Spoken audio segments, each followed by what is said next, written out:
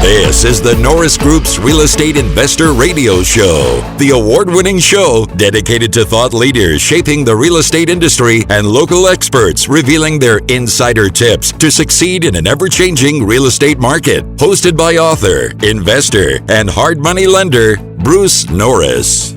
On Friday, September 27th, the Norris Group proudly presents its 12th annual award-winning black tie event, I Survived Real Estate.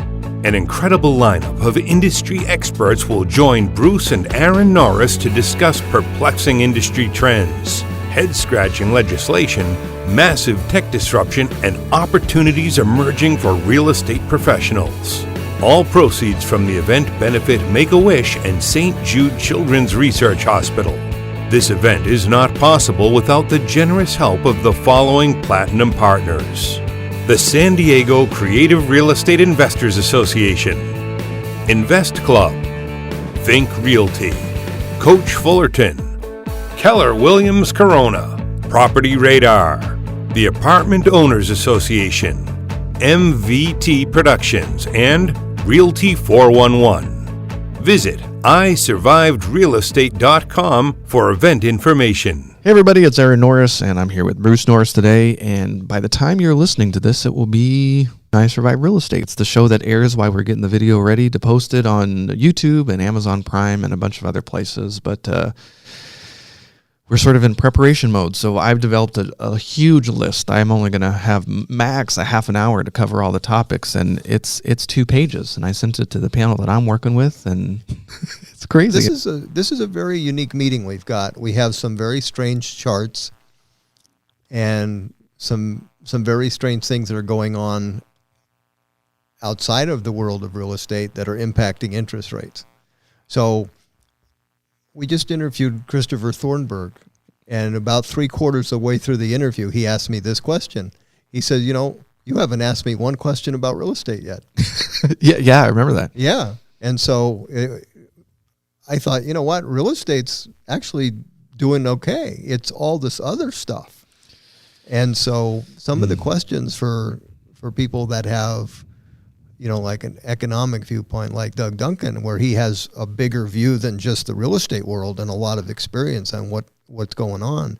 And so that's kind of important to get his perspective. Okay, we've got a 1.7% 10-year T-bill with full employment. That's never happened remotely. Right. So what's going on? And whatever the outside cause is that going to continue? Is it going to go negative? Mm-hmm. How's that going to impact us? Because we could be the beneficiary. But Sean O'Toole said something interesting. So in an email, he sends me an email and he said, I don't remember who initiated, but we both had said some outrageous things 2 or 3 years ago about interest rates getting very low. And the email he sent back, he said, it looks like we're going to be correct. And it's probably the one prediction I would have rather not been correct on. On the interest rate? On the interest rate being that low. And so that's kind of ominous. In other words, that's telling you a story that's not positive. Yeah. So I'm very interested to hear his take. I'm going to ask him that live in front of the audience, because I know he's got something in his mind that there's a reason this is occurring that isn't pleasant. Well, if you're not familiar with I Survive Real Estate, let's back up a quick second. Check out isurviverealestate.com. This is our 12th year. We've raised almost $1 million, and we pay for the event, so 100% goes to charity, and the beneficiaries are Make-A-Wish and St. Jude Children's Research Hospital. A couple weeks ago, we featured St. Jude talking about their mission and what they do. So really great causes. So actually, in real life, 100% goes to them. We bring together thought leaders from all over the industry. And what's unique is that a lot of us have gone to conferences where it's mortgage related or realtor related. And typically you see categories on stage together talking about the same thing. And what's unique about what we cover at this event is you've got a lot of interesting thought leaders from different segments of the real estate industry beating up topics that real estate investors don't typically have access to. So there's about 400 people in the audience for this black tie event at the Nixon Library. I think when we started this back in 2008, we called it I Survive Real Estate because at the time we were in a free fall and we were just excited to get people to show up. It was pretty amazing. But the genesis of it was some of the best conversation we heard when we were starting taping the radio show 12 years ago happened after we stopped recording. And you heard ideas from these people from, the auction. Tommy Williams say like, oh, I wish we could talk about this. I'm like, man, I wish, Leslie Appleton Young from Carr would hear you say this and vice versa. So that's how we got the idea. And this many years later, here we are. We didn't get the idea. You did. Oh, well, you said, okay. well, that was same with the radio show. You said, I think we had a radio show. I said, really? Anyway, but what's been really great about it is that we've always been able to get the most appropriate topics covered by the highest level people. Yeah. So like we have some new people this year. Let's talk about them really quick because it's pretty cool. Simon Chen, he is just been, within the last 30 days, been moved to the head of innovation, the executive vice president of innovation for Realogy. Realogy is the parent company of it's sort of like an alphabet to Google. This is like, Realogy is to companies like ERA, Coldwell Banker, and Home and Gardens. So they own a few different real estate brands. They own other brands, but he's now moving from being the CEO of ERA into this role of innovation. He has an engineering background. So he specifically brought on board, we've been working very hard for the last year and a half to get an iBuyer. And they're all playing it very close to the vest. And they've been working on partnerships. It's been really hard to follow. And I couldn't land any of them this year, but they just signed on with a partnership with Amazon, where if you spend so much, if you buy a piece of real estate through the turnkey program through Amazon, it's working with Realogy brands to get into real estate. You get a bunch of free stuff. So I've been teaching for years that I think Amazon will be the first to launch free stuff. It's just interesting that this is their way to do it.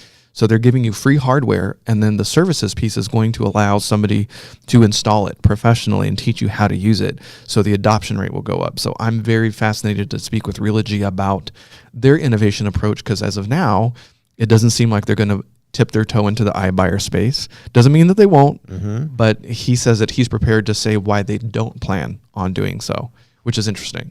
Because you've got companies like Keller Williams going in all in on innovation, spending $1 billion on innovation in a variety of ways. But they've just recently partnered with OfferedPad, which is in the Southern California. They have been since they're one of the early ones. I think they've been here since 2017. What's also interesting is John Burns is a consultant for a lot of these companies. Oh, really? Yeah. I'm assuming he is, because he's up to his eyeballs in the national builders, the hedge funds. That would be a natural for somebody to say, what do you think of this? I don't think there's any doubt about that. Yeah. And I do want to tell everybody, we've never paid speakers. No. These companies are all donating their time because of the cause. So it's really special, and we really appreciate it. And to get some of these names is a little bit of a coup. Yeah. It really is. We get asked all the time, well, how did you get, and I think part of it is this is a unique event, mostly to me, because the panelist has very often been repetitive because it's the audience's favorite, and they really enjoy it. They enjoy it. That's right.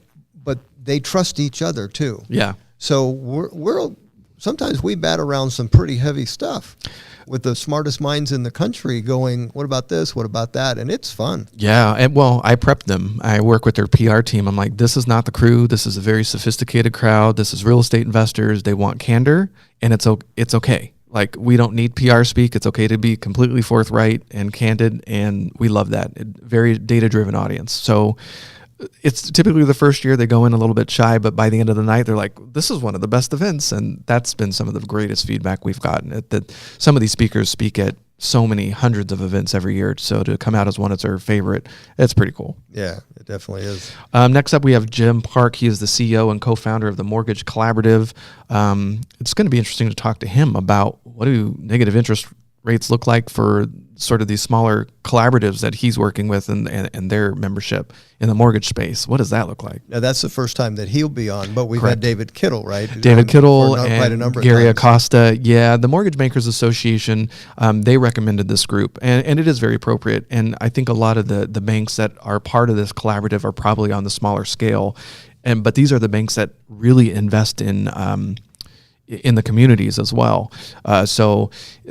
Bank of America and Chase, they're not so much a target market for real estate investors as some of the local banks. Like we use Pacific Premier Bank. It's been one of our sponsors. And, I would never be able to get Bank of America to probably sponsor I Survive Real Estate, but they work with a lot of real estate investors and willing to do more creative things in their backyard because that's where they invest. They're not a publicly traded, huge outfit, nationwide footprint. They're really investing locally. What's really interesting, and one of the questions I'll probably pose is that if you have interest rates get to an extremely low level, and there must be some expectation of that in a sense. John Burns sends me a question. Mm-hmm. Would you borrow mortgage money if you could borrow it at negative interest rates? Now, I almost thought it was tongue in cheek, but then I realized, okay, there's a country already, Denmark, that has a minus 0.5% mortgage rate for 10 years. Yep. So I started thinking, okay, if interest rates get so low, I wonder if you don't have 30-year mortgages. With 30-year mortgages with negative interest rates? With fixed. Who would do that? I don't know. There's a 20-year one at 0%. It's not Denmark. It's somewhere, I forget the country, but it's in Europe somewhere. At 0% for 20 years, yeah. Okay, well, it's going to be very interesting because we can ask, okay, well, where is the profit spread? So they must have a source at minus interest commitment for a long time. Well, I was talking to Sean. I gave him my list, and I'm like, all right, Sean, tell me what I'm missing. And it's a long list. And one of my things for the mortgage industry was vertical integration. So you've got companies like Zillow that this year has opened up a mortgage division. So the thought being that, once a consumer touches the Zillow brand, they're in the ecosystem. They never have to touch another real estate brand as part of the process. So, specifically for Jim Park and the Mortgage Collaborative, their membership, what are they looking at? They're looking at competition of somebody trying to control the entire pipeline of real estate, from the buy-sell experience to mortgages to closings, the whole kit and caboodle. So how are they planning on how are they competing? Next up is Mark Leswing. He's now the Senior Vice President of T360, which I'm really excited. He spent 17 years at the National Association of Realtors. He was on the panel last year, and things got shaken up, and he couldn't be there. So he has been on the forefront of blockchain technology. So I specifically want him there. T360 is very well known for producing an annual report of the real estate industry, technology, and innovation in the space. So he's there writing for things on blockchain and some of these advanced technologies that he's been watching and studying for the last numerous years. And fortunately, I won't be asking the questions of him. I have to be careful because I don't want to lose people. That is definitely a little bit of a dry topic, but apparently a really important one. Yeah. Because I just listened to Kyle Bass talk about a couple of things with Mark Cuban. Mm-hmm. They're both computer geniuses, basically. And the subject was talking about how unemployment is going to get perhaps very aggressive in number because of all the innovation. Right. And they were talking about blockchain, and they both understood it, and that's like the future. So I don't have any knowledge of that, so that'll be very interesting to get a little piece of it. Yeah, smart contracts, and so if you're not familiar with blockchain, you should definitely try this out. LinkedIn Learning. LinkedIn, owned by Microsoft, but before Microsoft purchased them, they bought a company called lynda.com, and now they have some really great people producing awesome content, and there's some very inexpensive ways to do some learning on an ongoing basis, and they have some information on blockchain. Definitely check it out. It makes it a little bit more you'll understand it more when we talk about it. I can't go too deep into it, but there are a lot of finance companies spending millions of dollars in the space researching because of the security issues. So on my list of topics that I hope to discuss, but I know I'm not going to get to it all, is iBuyers, 3D printed housing, and prefab construction, sort of where we're going, the mortgage industry, artificial intelligence, blockchain, and disruptors in the space. So, why did Purple Bricks back out in this point of time in our economy? It blew my mind. I was really surprised. I didn't love their business model. They got made fun of a lot, but I did not expect this year that they would be going back to the UK and pulling out of the US market for sure. With John Burns too, I mean, he's got people that are his clients who are building tracts of rentals for the first time in their life. Yeah, because that's what they're doing. Yeah. Are they holding them, or are they flipping them to these Wall Street companies that are? That's a great question. I think that some of each. Okay. It'll be interesting to talk to him to see if there's an update on mergers and acquisitions in these Wall Street companies that own to rent. There's been lots of those. How have those been going? Do they like being landlords? Is it as sexy as they thought it was going to be? Well, when we've spoken over the years, one of the big concerns there be a day where they all simultaneously exit Right. and become market makers in a negative way. So they're actually a positive force stopping price damage because they had a new model and they were buying everything in sight because it cash flowed. And they had a certain number that they had to reach, and as long as they could reach it, they didn't really care what the comp was. They didn't mind paying a little more to accomplish what they wanted, and they did it by the thousands. So they were really the bottom of the market. But if same thing, when you're that big of a player, if you were in a concentrated area, you could put a lot for sale quickly. And but I don't think they hold title that way. Most of them are in long-term investments that are like REITs.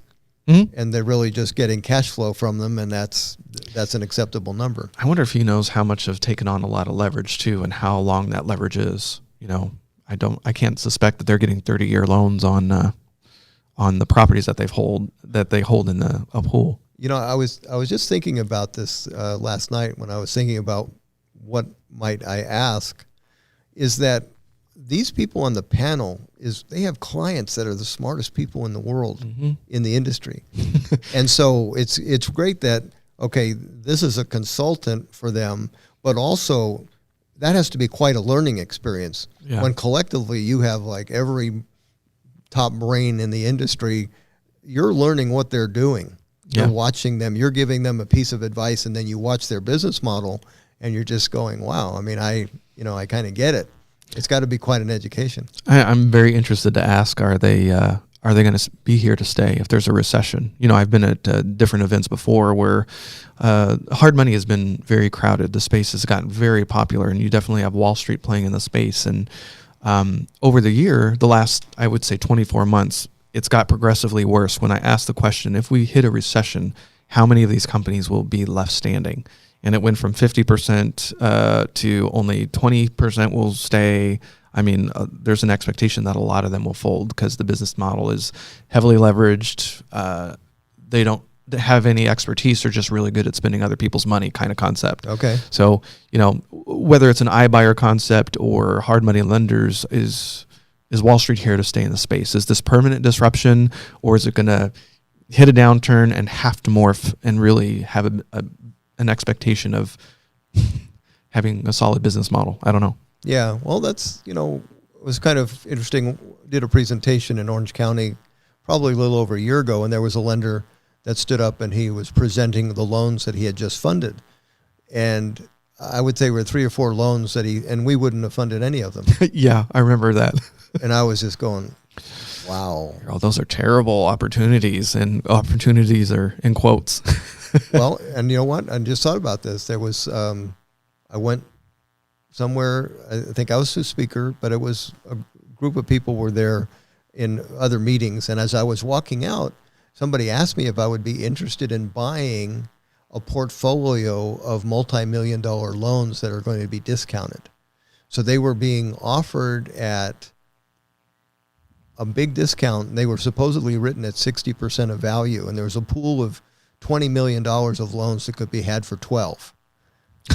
So somebody is going to take a $10 million hit to get out of the loans that they had supposedly at 60%. Well, that didn't sound good. That reminds me, at UC Irvine, I was in the middle of getting my MBA, and there was somebody that was in the finance industry that I was in class with, and he was talking about this awesome opportunity that he had to buy seconds at a 90% discount. I'm like, that's not the price. And he looked at me like I was crazy. I'm like, it's going to get worse. And that was in, I think that was in 2007 is when that conversation happened. So yeah. Wow. Interesting. It's just going to be really interesting to watch how this unfolds in the next couple of years. There's a lot of moving parts to this. Yeah. That's what makes this so interesting, because you really are looking at some changes in technology that'll be game changers. Sean O'Toole, 5 years ago, we're going in the limo, and he said the biggest problem America is going to confront is how to have society when 40% of the people don't have to have a job. And when he said it, that was a long time ago. But about the same time, he said you're going to have driverless cars and 3D printers going to build houses, and you're kind of going, come on. And then Sure enough. Yeah. So I can't wait to what he comes up with this time. But all of those concepts that he talked about are maturing. Yeah. And getting closer, because now when you go to Vegas, you can see a robot making drinks for people. Yeah. Okay. Or making pizzas for people, and on. And pretty soon you'll be picked up by a driverless Uber. It's just, wow. I land in the middle. I think that we will innovate, and I think we're going to have to get better at being human and being purple people. I got to visit that bar at CES at the hotel, and it was the worst experience. There was a robot in the corner, and everybody was just looking at the robot. There was no music. And what was funny is I actually took a video of it. It's on my Instagram for those of you who follow me. What was funny is that there was more people at the bar on the other opposite side of the room, and everyone was just sipping their drinks talking about the robot in the corner. It was the only reason they had business. It was just so unengaging and unfun, and it was a novelty, but that was about it. So I think about when I go to the restaurant, yes, there are things that can be automated, like asking for my ticket in the dinner. But, you go to be served, and it's a process, and you engage. I mean, I don't know. I don't think you're right. I think that's not going to disappear. Some of it's going to get changed, and there's going to be disruption. But probably at the end of that, there'll be tons of innovation too. I hope so. Yeah. I'm really, I guess I'm always the glass is half full. Yeah, I'm definitely more on the positive angle, because why marinate in the negative? But I just believe in American innovation and people. I think we can definitely improve service. So McDonald's, I used to work out with a woman who and her husband had a lot of McDonald's restaurants that they owned. And, 5 years ago, they weren't allowed to install kiosks. Well, the McDonald's that they just built has a kiosk. And it's not that I see that there are less human beings behind the counter. They're just doing different things in the restaurant, making sure things are clean and delivering food and creating a better experience overall. So I think there's a way to cobots helping automate the dangerous, dirty, and dull. That's how they spin it. But I just think there's a lot of opportunity to augment the human experience, but we can still have humans involved. One of the things that I'm going to try and figure out how to bring up without touching off is the climate change idea and the economics of it. So if we pursue that, let's assume that somewhere between we're history in 12 years and there's no problem, between those extremes, when we go down the path of trying to improve what's going on, what's the cost of that? It's very interesting. I was just reading an article actually this morning about the head of the Coastal Commission in California. And there are several cities that are spending just millions upon millions of dollars preparing for water inundation. So seawalls and upgrade of infrastructure, very much like Miami has had to do. I think Miami is spending like $100 million. They've had water inundation forever, but it's based on like lunar events and solar cycles. But yeah, they're working on it. I don't know enough about it. I haven't studied enough to know either way. Unfortunately, I'm in the media. I've been in the PR business, and I know how media works. So you've got both sides, and it's hard to sort of weed through what's real and what's not. Well, I've listened to hours and hours of climatology on climatologists and scientists on both sides, and so just going, okay, I don't even know if I'm capable of comprehending everything I need to make it a rational decision. But what I'd like to know is, if we pursue this, to what extent will that be? Like, if you're fossil fuel, our goal is to get rid of fossil fuels in 12 years. What's that look like on paper? Yeah, and who's paying for it? Well, that's a given. How's it going to land on the property owners, or a tax that everyone's paying? Right. Yeah. How is that distributed? Interesting. Yeah. All right. Well, we've run out of time. So by the time you hear this, it'll be the day after, most likely, I Survive Real Estate. And as always, we use this time of year to sort of recoup and take a break, but we air the entire thing on the radio. And then within a few weeks, we have it up on YouTube, Facebook, and Amazon Prime for you to enjoy the entire thing. And if you enjoy what we did, please consider giving us whatever your favorite social media, give us a grade, leave us some good comments, and also consider donating. If you go to I Survive Real Estate on the video tab, we'll leave a little link to where you can give to Make-A-Wish, and we just really appreciate your support. And when 12 years later, we're still doing this, I don't think that's what we originally thought was going to happen, but here we are. And we can only do it with support. And we survived, and the audience is a group of survivors too. Agreed. So, all right. Well, we'll see you on the other side of I Survive Real Estate. The Norris Group originates and services loans in California and Florida under California DRE license 012-19911. Florida Mortgage Lender License 1577, and NMLS License 1623669. For more information on hard money lending, go to thenorrisgroup.com and click the Hard Money tab. The Norris Group would like to thank its gold sponsors for supporting I Survived Real Estate, Coldwell Banker Town and Country, In a Day Development, Inland Valley Association of Realtors, Keystone CPA, Las Brisas Escrow, LA South RIA, Michael Ryan and Associates, NorCal RIA, NSDREI, Orange County Real Estate Investors, Pacific Premier Bank, Pasadena Phoebe, Shenbaum Group, SJREI, Spinnaker Loans, South OC RIA, U-Direct IRA Services, White House Catering, Wilson Investment Properties. See isurvivedrealestate.com for event information. For more information on hard money loans and upcoming events with the Norris Group, check out thenorrisgroup.com. For information on passive investing with trust deeds, visit tngtrustdeeds.com.